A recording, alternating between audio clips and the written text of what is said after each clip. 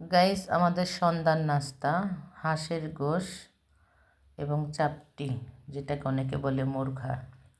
তো এই চাপটিটা আর এই হাঁসের গোশ দিয়ে আমরা খাবো। মেহমান আছে বাসায়, তো ভাবলাম একটু সন্ধ্যায় নাস্তা আমরা সিমি আপির মতো আর শাকিলার মতো আমরা একটু হাঁসের গোশ আর চাপটি বানিয়ে নিই।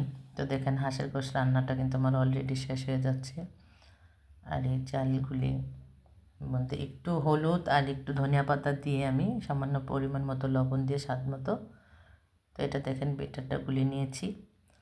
তো এখন আমি সুন্দর করে চাপটিগুলি বানাবো, সবাই খাবো এবং আমার নাতনিরাও খাবে সাথে। আসলে এভাবে হাঁসের গোশ রান্না আমরা কিন্তু শরৎপুরের মানুষরা নারকেল বাটা দিই।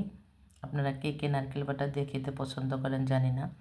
আমাদের শরৎপুরে খুবই জনপ্রিয়, নারকেল বাটা না হলে আমাদের একদমই হয় না। তো দেখেন আমাদের চাপটি হয়ে গেছে। হাঁসের গোশের কালারটা খুবই ইয়ামি হয়েছে, অনেক অনেক চমৎকার হয়েছে গাইস।